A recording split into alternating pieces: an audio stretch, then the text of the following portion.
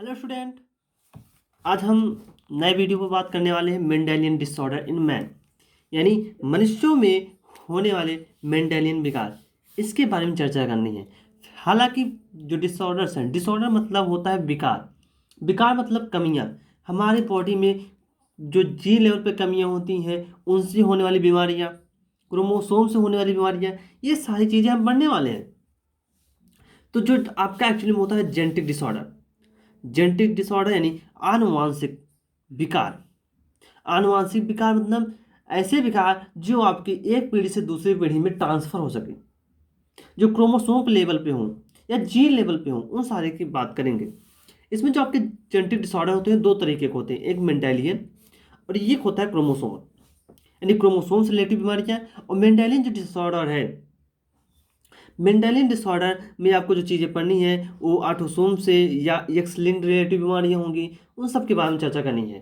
तो जो genetic disorder है हमको दो पढ़ने हो, एक मेंडेलियन, दूसरा क्रोमोसोमल।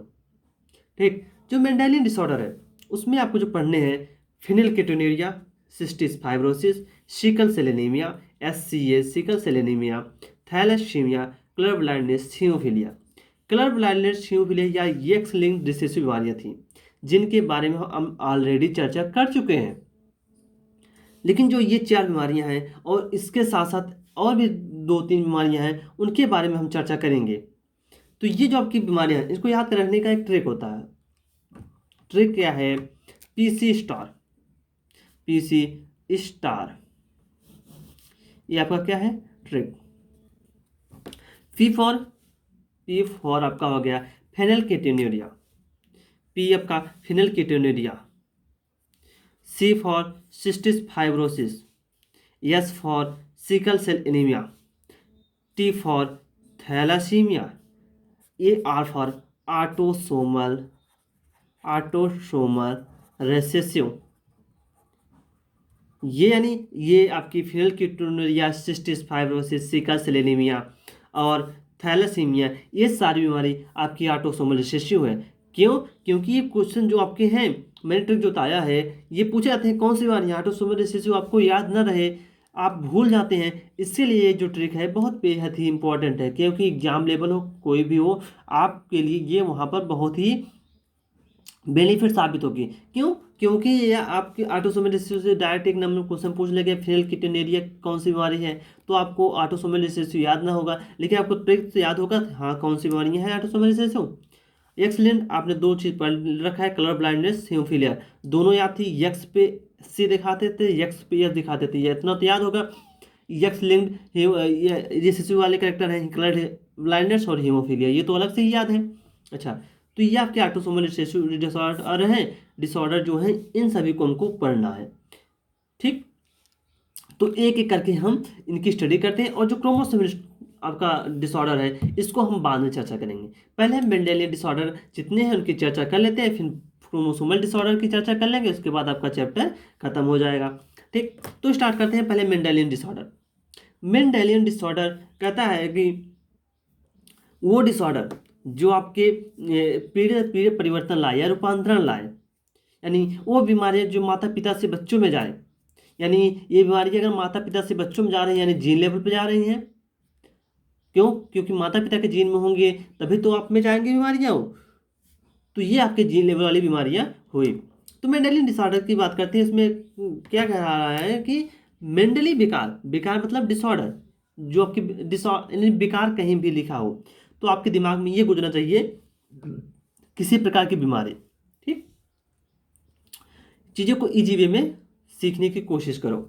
मेंटली विकार एकल जीन यानी एक जीन में रूपांतरण हो या परिवर्तन हो से मुख्यतः निर्धारित होने वाले विकार कहलाते हैं। यानी मेंडेलियन विकार कह रहा है कि किसी एक जीन में रूपांतरण हो जाए, परिवर्तन हो जाए, ये सारे जो डिसऑर्डर होते हैं, ये सारी जो कमियां होती हैं, ये प्रायः मेंडेलियन डिसऑर्डर होती हैं या मेंडली विकार कहलाते हैं। ये विकार यानी ये बीमारियां पिता व माता से बच्चों में आते हैं, यानी माता पिता से बच्चों में ट्रांसफर होते हैं। जीन लेवल होंगे तो ट्रांसफर होंगे ही, क्योंकि आपको पता है सारी चीज़ें आप क्रॉसिंग ओवर पढ़ चुके हो। मियोसिस आपने जब पढ़ा था, उसके बाद जब फ्यूजन होता है, एक माता का एक क्रोमोसोम दूसरा पिता का, जब क्रोमोसोम पे कुछ जीन होंगे, तो जीन माता से आएंगे, जो पिता से जीन आएंगे वो आपके बच्चे में जाएंगे ही। ठीक। उसके बाद कहते हैं कि मेंटली विकार, अगर मेंटली डिसऑर्डर है आप, तो ये हम वंशावली या पेडिग्री का यूज करके इसको हम जान सकते हैं। यानी पेडिग्री, आप जो वंशावली होती है उठा के देखो, पीढ़ी दर पीढ़ी वो बीमारी माता पिता में थे कि नहीं, ये सारी चीज़ें हम पीढ़ी दर पीढ़ी सीख सकते हैं। तो वंशावली विद द्वारा किसी भी परिवार में खोजा जा सकता है क्या, मेंटली विकार। मैंने आपको कल पेडिग्री बताई थी, यानी पिछले लेक्चर में पेडिग्री, उसके बारे में जानकारी दी थी, पेडिग्री कैसा होता है, उसमें कैसे क्वेश्चन सॉल्व किए जाते हैं। तो उसमें देखा जाता है कि बच्चों में अगर बीमारियां हैं माता पिता से आ रही है कि नहीं, उसमें दिखाया जाता है। तो हमको नहीं लगता आपको वंशावली पेडिग्री में कोई दिक्कत होगी। अगर दिक्कत होगी तो आप कमेंट करके पूछ लीजिएगा, कोई भी प्रॉब्लम हो, कुछ क्वेश्चन में कहीं भी कोई प्रॉब्लम हो तो बेफिक्र आप पूछ लीजिए। ठीक। तो मेंडेलियन डिसऑर्डर में हमको जो चैप्टर मतलब जो इसमें मेंडेलियन डिसऑर्डर था, इसमें मेनली क्या था कि एकल जीन में, किसी एक जीन में रूपांतर हो जाए, परिवर्तन हो जाए, तो उससे जो आप में कैरेक्टर आएंगे, उससे जो विकार आप में आएंगे, उसको हम मेंडेलियन डिसऑर्डर के तहत पढ़ते हैं। या इसके थ्रू जो माता पिता से कैरेक्टर बच्चों में जाते हैं, लक्षण या बीमारियां या विकार बच्चों में जाते हैं, उसको मेंडेलियन। आपको विकार जानना हो तो आप पेडिग्री उठाइए किसी फैमिली को, उसको देख लीजिए कि पीढ़ी दर पीढ़ी ये कैरेक्टर्स में थे कि या नहीं थे। अब हम एक एक डिसऑर्डर करके पढ़ते हैं। इसमें पहला पढ़ेंगे फिनाइलकेटोन्यूरिया, क्योंकि आपका पहला क्या है, फिनाइलकेटोन्यूरिया, पहले से स्टार्ट करते हैं। अब बात करते हैं यहाँ पर फिनाइलकेटोन्यूरिया। फिनाइलकेटोन्यूरिया, इसको हम PKU भी कहते हैं, फिनाइलकेटोन्यूरिया। ठीक। एन साइलेंट है यहाँ पर, यू जो दिया है एन साइलेंट को मतलब यू से दिया है एक्चुअली। एक बात जाने, जो फिनाइलकेटोन्यूरिया आता है ना, इसका पूरा मतलब पहले समझने की कोशिश कीजिए आप। जो आपका फिनाइल होता है, फिनाइल, आप यहाँ पढ़िए फिनाइल, इसका पूरा मतलब है फिनाइल एलानिन। कीटो फॉर आपका हो गया कीटोन बॉडी, कीटोन बॉडी। न्यूरिया फॉर ये आपका रिलेट कर रहा है, related to urine, urine for मूत्र। ठीक। यूरिन यानी मूत्र। एक्चुअली आप इस वर्ड से ही पकड़ सकते हो फिनाइलकेटोन्यूरिया बीमारी में क्या लक्षण आने वाले हैं। फिनाइल एनालिन, फिनाइलकेटोन्यूरिया यानी फिनाइल एनालिन था। ठीक। कीटोन यानी कीटोन बॉडी बना आपकी बॉडी में। न्यूरिया मतलब यूरिन में कहीं ना कहीं कोई कमी आई। ठीक। अब कह रहे हैं कि इसमें एक्चुअली क्या होता है, ये ऑटोसोमल रिसेसिव विकार है, कोई दिक्कत नहीं, क्योंकि आप पढ़ के आ रहे हो, ये ऑटोसोमल रिसेसिव का एग्जाम्पल ही है। तो इसमें क्या होता है, आपका फिनाइल एलानिन था, फिनाइल एलानिन आपका था, ये टायरोसिन, आपकी बॉडी में फिनाइल एलानिन प्रेजेंट होती है, किसी रिएक्शन से फिनाइल एलानिन बनी, तो ये बॉडी हमारे, अगर ये काफ़ी देर तक रह गए तो हमारी बॉडी को नुकसान पहुंचाना शुरू कर देती हैं। तो इसे हमें बाहर निकालना होगा बॉडी से, या फिर सबसे अच्छा तरीका इसमें क्या होता है जानते हो, जो फिनाइल एलानिन है इसको ट्रांसफर करो टायरोसिन में। ठीक। फिनाइल एलानिन टायरोसिन में कन्वर्ट करने के लिए एक एंजाइम की जरूरत पड़ती है, ये एंजाइम आपकी है जिसे बोलते हैं phenyl alanine hydroxylase. Phenyl alanine hydroxylase ये बहुत ही इंपॉर्टेंट है। अगर ये एंजाइम है तभी फिनाइल एलानिन टायरोसिन में कन्वर्ट होगा, अनदर यह कन्वर्ट टायरोसिन में नहीं होगा। तो इसमें प्रॉब्लम यही समस्या आती है कि जो आपकी फिनाइल एलानिन हाइड्रोक्सिलेज थी, ये एंजाइम नहीं बन पा रहा है, ये एंजाइम बनने में असमर्थ है हमारी बॉडी में। ये एंजाइम न बनने से आपका जो फिनाइल एलानिन है ये टायरोसिन में बनने के बजाय फिनाइल पायरुविक अम्ल बनाता है, यानी जो फिनाइल एलानिन था ये हमारी बॉडी में एक्यूमुलेट होने लगेगा, यानी इकट्ठा होने लगेगा। इकट्ठा होकर phenyl alanine phenyl pyruvic acid का फॉर्मेशन करता है। या फिनाइल एलानिन अगर हमारी बॉडी में काफ़ी देर तक इकट्ठा हो गया तो ये मूत्र से बाहर निकलने लगेगा, और उसके बाद हमारे जो टिश्यूज़ हैं, मेनली जो हमारी मस्तिष्क के टिश्यूज़ थे, उसमें फिनाइल एलानिन इकट्ठा होने लगेगा, जिससे मेंटल डिसऑर्डर आता है, यानी बुद्धि में कमी आती है, बच्चों में ज़्यादा देखने को मिलता है। तो ये एक बहुत घातक बीमारी भी कह सकते हो आप। तो इसमें आपको फिनाइल एलानिन इतना जानना है कि फिनाइल एलानिन हाइड्रॉक्सिलेज नामक एंजाइम की प्रेजेंट में टायोसिन में कन्वर्ट होता है। लेकिन यहाँ पर आपका a enzyme phenyl hydroxylase phenylalanine hydroxylase enzyme नहीं बन पाया, जिसकी वजह से यह फिनाइल पार्विक एसिड बदल गया, अम्ल बदल गया, आपकी बॉडी को नुकसान पहुंचाना शुरू। यह अब आपके मूत्र से बाहर निकलेगा। और पता है क्या, आपकी किडनी जो होती है आपका इसका एब्जॉर्प्शन भी नहीं कर पाती है। किडनी इसका एब्जॉर्प्शन नहीं करते तो बाहर निकालने में असमर्थ रहती है, पूर्ण रूप से बाहर नहीं निकाल पाती है। तो आपकी किडनी से जो होती है पुअर एब्जॉर्प्शन है, बहुत कम एब्जॉर्ब करती है फिनाइल पार्विक एसिड को। फिनाइल पार्विक एसिड को अगर हमारी किडनी से कम एब्जॉर्ब करेगी, एब्जॉर्ब करना चीज़ों को खींचना भी तुरंत, जब चीज़ को खींच नहीं पाएगी तो उसे बॉडी से बाहर नहीं निकाल पाएगी। ठीक है, बॉडी से बाहर या मूत्र से बाहर नहीं निकाल पाएगी, इससे वजह से हमारी बॉडी में ये इकट्ठा होने लगेगा, यह मूत्र से निकलने लगता है। ठीक, मूत्र से निकलता है क्योंकि थोड़ी बहुत मात्रा में किडनी हमारी एब्जॉर्ब करती है, लेकिन अच्छे से किडनी एब्जॉर्ब नहीं कर पाती है। तो आप चाहे लिख लीजिएगा, इसमें हमारी किडनी फिनाइल पार्विक अम्ल को पूर्ण रूप से यह एब्जॉर्ब नहीं कर पाती। ठीक है, पूर्ण रूप से एब्जॉर्ब न करने की वजह से अब फिनाइल पार्विक एसिड फिनाइल एलानिन में फिनाइल पार्विक एसिड आपकी बॉडी में इकट्ठा होने लगता है। तो इकट्ठा होने में मेनली टिश्यूज ऊतकों में, वो भी आपके मस्तिष्क के तंत्रिका ऊतक, मस्तिष्क के जो आपकी ब्रेन है उसकी जो तंत्रिका ऊतक है, नर्वस सिस्टम की जो टिश्यूज हैं उनमें ये इकट्ठा होने लगती है। अब सोचो, जो चीज़ मस्तिष्क जो काम है सोचने समझने का, चीज़ों पर रिलैक्स रिस्पॉन्स देने का, वो चीज़ अगर ग्रसित होने लगी, उसमें फिनाइल एलानिन इकट्ठा होने लगा, जमा होने लगा, उससे बड़ी बीमारियां आप में दिखती हैं। उसके जो लक्षण दिखाई देते हैं कुछ इस प्रकार है। बच्चों में अल्पबुद्धता या मेंटल डिफिशिएंसी, मेंटल मतलब जब बुद्धिमान होते हैं, यानी आपकी जो बुद्धि होती है उसमें कमी आने लगती है, जिसे बोलते हैं अल्पबुद्धिता। अल्प मतलब कमी होना। उसके बाद हेयर लॉस भी, बालों को झड़ना, बाल भी झड़ने लगते हैं, हेयर का लॉस होने लगता है। स्किन पिगमेंटेशन, जो आपके स्किन का पिगमेंट हो, मतलब पिगमेंटेशन मतलब इस शरीर में जो रंग होता है उसमें कमी आएगी, उसका रंग चेंज होने लगेगा। बच्चों में वृद्धि कम होने लगी, जो उनकी ग्रोथ होनी थी वो भी कम होने लगेगी बच्चों में, यानी बच्चों का ग्रोथ भी कम हो जाएगा। मूत्र में पसीना से बदबूदार यानी आपका जो मूत्र होगा या पसीना जब भी उसका उत्सर्जन करेंगे, बाहर निकालेंगे, तो उसमें आपको पसीना बदबू आएगी। उसके बाद ये कहते हैं यह प्लियोट्रॉपी बहुप्रभाविता का अच्छा उदाहरण है। आपने प्लियोट्रॉपी में देखा भी था, प्लियोट्रॉपी मैंने इसका फिनाइल कीटोन्यूरिया का जिक्र भी किया था। उसमें मैंने आपको बताया था कि हम आगे चल के फिनाइल कीटोन्यूरिया के बारे में डिटेल स्टडी करेंगे, इसलिए मैंने वहाँ पर आपको सिर्फ एग्जाम्पल दे के छोड़ दिया था।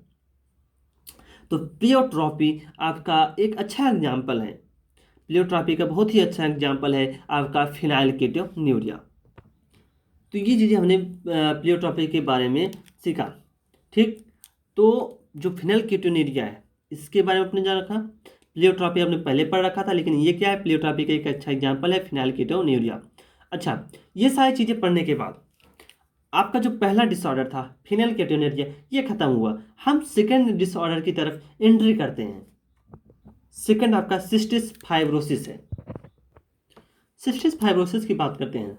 सिस्टिस फाइब्रोसिस आपके जो बुक्स में है बहुत इसके बारे में नहीं है, बस इसके बारे में आपको इतना ही जानना पड़ेगा, ये आपका लंग्स इन्फेक्शन कराता है। यानी सिस्टिस फाइब्रोसिस अगर आपको हुआ तो आपके लंग्स में इन्फेक्शन हो जाएगा। इसके अलावा आपको कुछ नहीं जानना है। अगर क्वेश्चन पूछे, एक नंबर का ज़्यादा नहीं पूछेगा, तो आप आराम से लिख लेना सिस्टिस फाइब्रोसिस की वजह से लंग इन्फेक्शन होता है। और दूसरा आपको तो ध्यान ही होगा, ये कैसा बीमारी है, ऑटोसोमल रिसेसिव डिसऑर्डर है। ठीक, यानी डिसऑर्डर यानी बेकार है, इतना तो आपको पता ही है, बस इससे ज़्यादा आपको उसके बारे में कुछ भी जानना नहीं है। नेक्स्ट हम बात करते हैं, नेक्स्ट एग्जाम्पल आपका है सिकल सेल एनीमिया, दातुर कोशिका रोग, सॉरी ये नहीं है, इसको कहते हैं हसियाकार कोशिका एनीमिया। हसियाकार, सिकल मतलब ही होता है हसियाकार। ठीक, बाद में देखेंगे आप, सिकल मतलब हसिया, हशियाकार कोश का एनीमिया, ये बीमारी होती है। सिकल सेल एनीमिया आप पढ़ चुके हो, याद होगा, मैंने आपको एग्जाम्पल दिया था, सिंगल न्यूक्लियोटाइड में चेंज होने पर म्यूटेशन।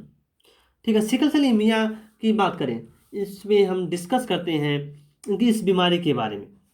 ये बात, इस बीमारी जब क्या होता है, आपकी जो आरबीसी होती है उसमें हीमोग्लोबिन होता है वो हशियाकार हो जाता है। ऐसा होता क्यों है? ठीक, हशियाकार होने की वजह क्या है, ये सारी चीज़ें हम देखेंगे इसमें। पहले तो ये जानिए, ये ऑटोसोमल रिसेसिव बीमारी है, इसमें कोई दिक्कत नहीं।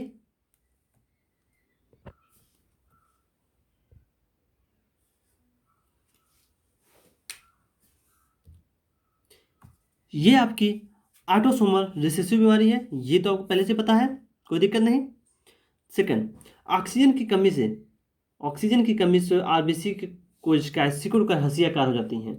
अभी आग देखोगे, उसके बारे में आपको डिटेल बता देंगे। तो ये पहले पॉइंट आपको ध्यान रखना है, ये ऑक्सीजन की कमी होने पर आरबीसी की जो सेल्स होती हैं सिकुड़ कर हशियाकार होती हैं, इसीलिए नाम है इसका सिकल सेल एनीमिया। आरबीसी का सामान्य सेट जो बाइकानकेव होता है, जो आरबीसी होती है नॉर्मली आपकी आरबीसी का जो शेप होता है बाइकानकेव होता है। आप कॉन्वेक्स कॉनकेव पढ़े होंगे फिजिक्स में, तो जो कॉनकेव शेप होता है उस प्रकार का आरबीसी का शेप होता है बाइकॉनकेव। ठीक, उसका मतलब जो देखते हो आप, ये गोला सा होता है, गोल राउंडेड होता है, लेकिन इसमें कुछ इस शेप का होता है। कॉनकेव शेप क्या था, कॉनकेव तो यही होता है ना, ये कॉन्वेक्स होता है, इस पर ये कॉन्वेक्स होता है, ये अंदर का भाग कॉनकेव। तो आप जब एक्चुअली में आरबीसी देखोगे, मोबाइल में आप 3D डायग्राम में देखोगे, तो बीच में वो आपका दबा हुआ होता है, कॉनकेव टाइप में होता है। लेकिन इसमें क्या होता है, इस बीमारी में वो कॉनकेव से हंसियाकार शेप में हो जाता है। इसमें ग्रसित व्यक्ति मलेरिया से रजिस्ट रहता है। मलेरिया रजिस्ट इसलिए रहता है कि जो आपकी मलेरिया कराने वाली जो आपकी मच्छर है, फीमेल एनाफिलीज मच्छर, ये आपकी आरबीसी पर अटैक करती हैं, आरबीसी पर ही अटैक करते हैं। लेकिन आरबीसी जब आपका सिकुड़ कर हंसियाकार हो जाता है तो ये हार्ड हो जाता है, जिससे वो आरबीसी पर अटैक नहीं कर पाती। तो एक्चुअली में जो फीमेल एनाफिलीज आपकी मच्छर होती हैं, ये बीमारी नहीं कराती, बीमारी तो कोई और कराता है, प्लाज्मोडियम कराता है। इसके बारे में बात करेंगे, फिलहाल आप यही जाने हो, ये मलेरिया से ग्रसित रहते हैं। मेल एंड फीमेल के समान इफेक्ट पड़ेगा, यानी चाहे मेल हो या फीमेल हो, जैसा मेल में इफेक्ट पड़ेगा वैसे फीमेल पड़ेगा। आप देखते थे कलर ब्लाइंडनेस हीमोफीलिया मेल को ज़्यादा इफेक्ट करता था, फीमेल को नहीं। क्यों? उस समय आपका एक्स लिंक्ड बीमारी थी, लेकिन ये ऑटोसोम्स बीमारी, ऑटोसोम मतलब स्वजात, जो आपके 22 पेयर्स होते हैं, 22 पेयर क्रोमोसोम होते हैं, जो आपके मेल और फीमेल दोनों में समान होते हैं, उन पे ये बीमारियां होती हैं। जो मेल फीमेल दोनों समान है, तो जो बीमारी का लक्षण वो भी कैसा ही हो, समान होगा। तो जीन आपकी बात करें, अगर हीमोग्लोबिन आपको ऐसे दिख गया, HB for haemoglobin, HB for haemoglobin, haemoglobin का शॉर्ट फॉर्म है HB, इसके ऊपर ए दिख गया तो वो आपका नॉर्मल जीन माना जाएगा, या कैपिटल दिख गया, या फिर केवल ये ए दिख गया, तो इसका मतलब होता है ये नॉर्मल जीन है। ठीक है, अगर यस दिख जाए, S for sickle cell anaemia, S for sickle cell anaemia, sickle cell anaemia से ग्रसित, तो HB यस लिखा होगा, डिफेक्टेड जीन, या SCA से ग्रसित जीन, ग्रसित जीन। ठीक, कोई दिक्कत नहीं। HBS से ग्रसित जीन या सिकल सेल एनीमिया, आप कुछ भी कहो, ठीक है। HBS दिख जाए या SS दिख जाए या फिर केवल S दिख जाए, तो मतलब वहाँ आप देख लेना, वो आपको तुरंत वहाँ पर मान लेना पड़ेगा वो डिफेक्टेड जीन है। ठीक, अगर HBS दिख जाए या AS दिख जाए, इसका मतलब होता है कैरियर, यानी एक जीन आपका सिकल सेल एनीमिया वाला बीमारी है, दूसरे पे नॉर्मल जीन है। तो ये कैसे होती है, वाहक, वाहक ध्यान रखना, मेल और फीमेल दोनों आपके वाहक हो सकते हैं। ठीक, ये आपके क्या है, कैरियर सिकल सेल एनीमिया, या हाइब्रिड मदर एंड फादर, आपकी माता हो या पिता दोनों आपके सिकल सेल एनीमिया के वाहक हो सकते हैं। कैरियर, वाहक क्या होता है, कैरियर मैंने बताया था, वाहक जो होते हैं उनमें ये बीमारी वाले लक्षण तो होते हैं, लेकिन उनमें ये लक्षण दिखाई नहीं देते, यानी उनमें ये पॉसिबिलिटी, उनकी ये क्षमता होती है, वो दूसरे की बीमारी करा सकते हैं, लेकिन उनमें ये खुद बीमारी नहीं होती। कैरियर क्या होते हैं, बीमारी वाले जीन, ये सिकल सेल बीमारी वाले जीन अपने साथ लिए रहते हैं। ये अपने आप से अपने बच्चों में ट्रांसफर करते हैं, उनमें बीमारी कराते हैं, लेकिन ये खुद बीमारी से ग्रसित नहीं होते हैं। ये आपके वाहक होते हैं। जो हीमोग्लोबिन होती है, हीमोग्लोबिन आपकी 4 पॉलीन्यूक्लियोटाइड चेन से बनी होती है। 4 पॉलीन्यूक्लियोटाइड जो चेन होती है, पॉलीपेप्टाइड श्रृंखला होती है, उसमें दो आपके अल्फा चेन होते हैं, 2 बीटा चेन होते हैं। टोटल 4 पॉलीपेप्टाइड के आपके पॉलीपेप्टाइड चेन्स होती हैं। चेन मतलब श्रृंखला। तो हीमोग्लोबिन जो होता है उसमें 2 अल्फा चेन होती हैं, 2 बीटा चेन होते हैं, जिससे आपका पूरा हीमोग्लोबिन बनता है। अब होता क्या है इसमें देखते हैं। आपकी जो नॉर्मल जीन थी, ये क्या है, ए नॉर्मल जीन या HbA, ठीक है, नॉर्मल जीन, या सिकल सेल एनीमिया से ग्रसित जीन HbS, या फिर केवल S। ओके। अब इसमें क्या होता है, GAG होता है, GAG, ये कोडान है। आप आगे पढ़ोगे मॉलिक्यूलर जेनेटिक्स में, आपको कोडान ये सारी चीज़ें बताऊंगा। तो 6th पोजीशन मैंने लिख दिया, कोडान ने लिख के पोजीशन लिख दिया। तो ये 6th पोजीशन का था, जब एमिनो एसिड चेन बन रहा था वो 6वें पोजीशन पर, आपको याद रखना होगा, 6th position beta globulin chain पर, या बीटा ग्लोबिन चेन थी, उसकी 6वें पोजीशन पर GAG से ये कन्वर्ट हो जाती है GUG, A से U हो जाता है। ठीक, A से U होने पर आपका एमिनो एसिड ही बदल जाता है। जब GAG होता है, A होता है तो ग्लूटामिक एसिड होता है, जब U हो जाता है तो वैलाइन एसिड बना जाता है। ठीक है, वैलाइन एसिड हो जाता है ग्लूटामिक एसिड से। पहले क्या था आपका नॉर्मल जीन में, GAG, ये आपकी कोडान थी, ये ग्लूटामिक एसिड नाम की एमिनो एसिड बना रही थी, एमिनो अम्ल बना रही थी। लेकिन जब एक जगह यू चेंज हुआ, तो आपको याद रखना होगा 6th position beta globulin chain पर एक जगह यू हुआ। ये आपको याद रखना होगा सिकल सेल एनीमिया से ग्रसित व्यक्ति में क्या होता है। अब उसमें वैलाइन नाम की एमिनो अम्ल बनने लगी, एमिनो अम्ल बनने लगी। वैलाइन नाम के एमिनो अम्ल बनने से हुआ क्या, ऑक्सीजन की कमी होने लगी। जब ऑक्सीजन बॉडी में आएगा तो ये उससे आरबीसी आपकी ऑक्सीजन ज़्यादा कम से कम मतलब ज़्यादा ले नहीं पाती हैं। जब आरबीसी में ऑक्सीजन कम हो जाएगा तो उसमें टेंशन होगी, टेंशन यानी आरबीसी जब कम हो जाएगा तो सेल्स आरबीसी और ज़्यादा कोशिश करेंगी। इसकी वजह से क्या होती है, उनकी सेल्स सिकुड़ जाती हैं, हंसियाकार शेप में हो जाती हैं। ऑक्सीजन की कमी होने पर हीमोग्लोबिन पॉलीमराइज होता है। पॉलीमराइज मतलब एक प्रकार से इकट्ठा हो जाता है, सिकुड़ जाता है हीमोग्लोबिन आपका। हीमोग्लोबिन ऑक्सीजन का कैरी करता है जो कि आरबीसी के अंदर होता है। ठीक, तभी तो आरबीसी आपकी लाल होती हैं हीमोग्लोबिन की वजह से। हीमोग्लोबिन आयरन पाया जाता है जो लाल रंग के लिए जिम्मेदार होता है। हीमोग्लोबिन आपका पॉलीमराइज सिकुड़कर हंसियाकार हो जाता है, इसलिए इस रोग का नाम ही है हंसियाकार रुधिराणु एनीमिया, सिकल सेल एनीमिया। ठीक है, हंसियाकार रुधिराणु एनीमिया, सिकल सेल एनीमिया। सन 1949 में 1949 में नील और बीट नाम के 2 साइंटिस्ट थे जिन्होंने इस रोग का पता लगाया। यानी इस रोग को पता लगाने का पूरा श्रेय जाता है नील और बीट को। ठीक, उसके बाद हम एग्जाम्पल्स की बात करते हैं। ये आपको एग्जाम्पल आपके बुक में दिया गया है, मैं उसको आपको बताता हूँ उसमें उस एग्जाम्पल के माध्यम से उसमें क्या कह रहा है। उसमें आपको सिर्फ इतना दिखाया गया, एक कैरियर वाहक या हाइब्रिड, मदर या फादर थे, हाइब्रिड कर दिया जाए या वाहक, बात यह है। हाइब्रिड मतलब क्या होता है, एक प्रकार हेट्रोजाइगस मतलब अलग, AS, ये हेट्रोजाइगस है कि नहीं, तो ये हाइब्रिड तरीके के हैं। F1 जनरेशन में यार जब capital T small T cross कराता तो टी और स्मॉल टी आता था, वो हेट्रोजाइगस हम कहते थे। हेट्रोजाइगस बोलो या तो हाइब्रिड बोलो, हाइब्रिड मतलब नया कॉम्बिनेशन मिलना। तो मदर फादर ये। अब आप इसमें लगाइए चेकर बोर्ड, चेकर बोर्ड का हम यूज करते हैं।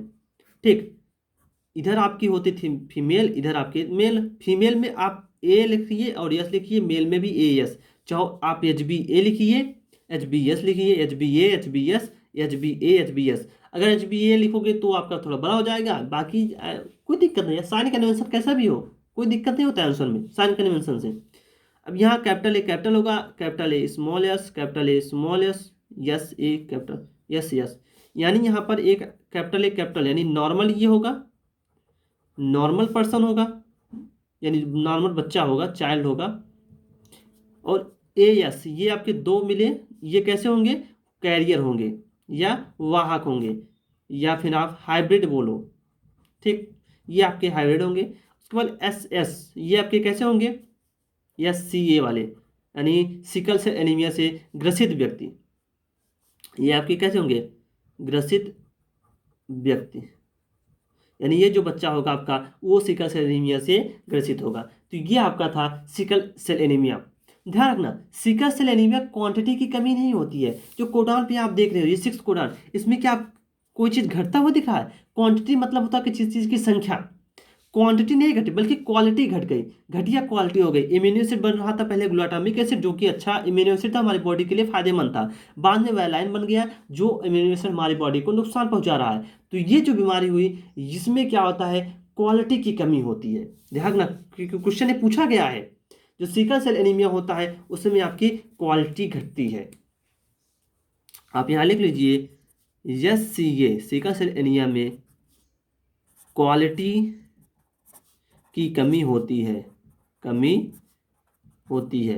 क्वांटिटी नहीं घटती, क्वालिटी, क्वालिटी मतलब किसी चीज की शुद्धता घटती है, ठीक।